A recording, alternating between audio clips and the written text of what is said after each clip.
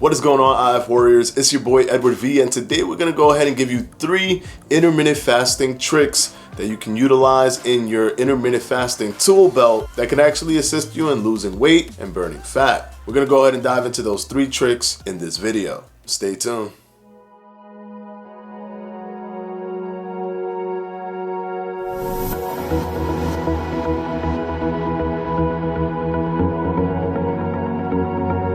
Okay, we're gonna go ahead and dive right into this video, starting with number 1.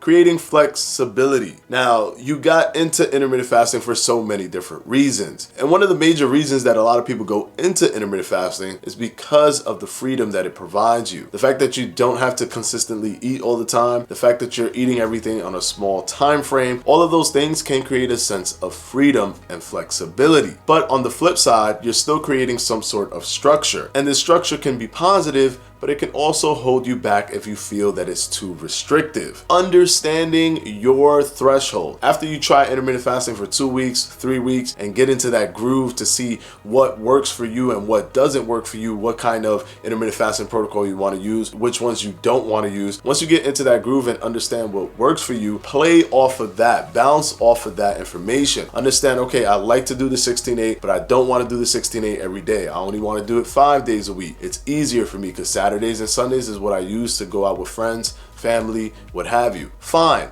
utilize that system, create that flexibility. Or if you just want to mix it up like the OMAD diet on a few days, or for the other days, you can go ahead and do the 16-8. Try to do whatever works for you. A lot of people, when they do intermittent fasting, they have a tendency to select one thing and work off of that one thing. They'll say to themselves, well, I want to do the OMAD diet, so I'm only going to do the OMAD diet Monday through Sunday. But what they don't get is that if they're not fully comfortable doing this for a long period of time, what starts to seep into the subconscious mind is resistance towards that protocol. And the goal is to set up a platform, a system that you can utilize for the rest of your life, because you want to be able to keep doing this forever so that you maintain your health and weight loss goals. So if you feel any level of discomfort and feel that tweaking it slightly to give you some more variety on specific days, and then that makes it feel more comfortable for you, then I would suggest you do that so that 1, you keep that flexibility, 2, you remove any kind of stress, because remember, with stress you can raise your cortisol levels, and when you raise your cortisol level, your body holds on to weight. You want to be stress-free and you want to have flexibility so that you can do this for the long term. So number 1 is very important. Create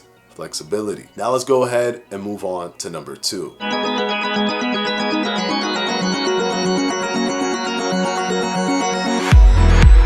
Plan all of your meals. Understand what you're going to eat way before you eat it. Don't look at your clock and say, well, now it's 2:30, it's time for me to eat. What am I gonna eat? Because that is a recipe for disaster. That is opening the door for failure. That's opening the door for you to make errors in terms of your calorie intake, how much you're actually consuming. Remember, although you're doing intermittent fasting, and yes, intermittent fasting helps your body mobilize body fat as the primary resource for energy to be metabolized while also protecting muscle. Yes, that's what intermittent fasting does, but intermittent fasting is not going to burn energy that it doesn't need to burn. If you are at a caloric surplus, your body won't burn any energy at all, which means it won't be burning fat. So the calories that you consume are incredibly important. And how do you increase the margin of error of consuming more calories than you need? By not planning out what you're going to eat. Plan out what you're going to eat, know what it is exactly, and then go ahead and start making those kinds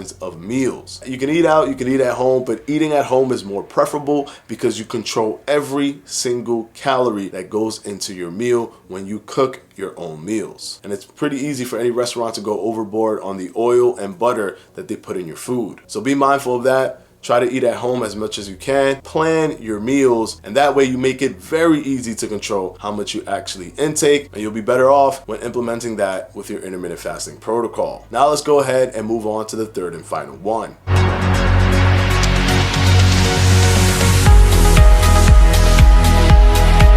This is one that I was always up in the air about. Should you use applications? And I'm not talking about intermittent fasting applications. I'm talking about applications that help you track what you're eating throughout the day. The best one that I would recommend is MyFitnessPal, and I am not sponsored in any way by MyFitnessPal, but from my experience and looking at various different applications, this seems to be the best one in terms of practicality and how easy it is to use. With MyFitnessPal, for example, you can actually construct the meal that you want based on the macros that you're looking for. You can also input everything you eat, and if you're eating something that's in a package, you can actually scan the barcode and it'll tell you how much calories you are about to consume. If you are going to consume that, you can go ahead and hit OK, and it'll put it in the tally for the day. So it just starts basically tallying everything for you and making it very easy for you to understand exactly how much you're eating. It's easy for someone to overeat when they don't know exactly how much calories are coming in, and they're not focused on all of the different things that can provide calories. Some people don't pay attention to the things that they drink. Some people don't pay attention to the snacks that they eat. If you tally everything that you eat, you can see if you're at a caloric surplus, because you can input your calorie goals for the day and it'll let you know if you're getting close to that calorie goal or if you're going to surpass it based on what you're about to eat. It's very, very effective for controlling macros and understanding if you're going to go above your caloric goals. So those are the 3 tricks that if you implement them,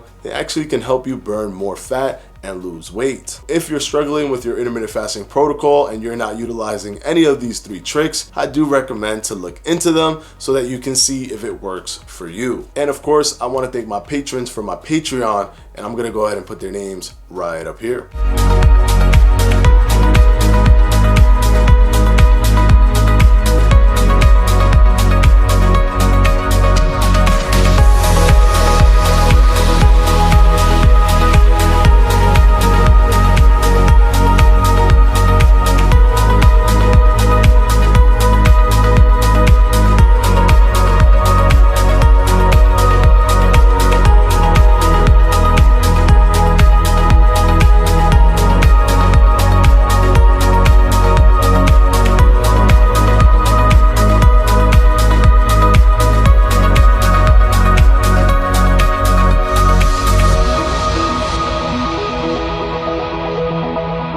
And of course, as always, guys, I'll see you on Wednesday for another FAQ. Peace!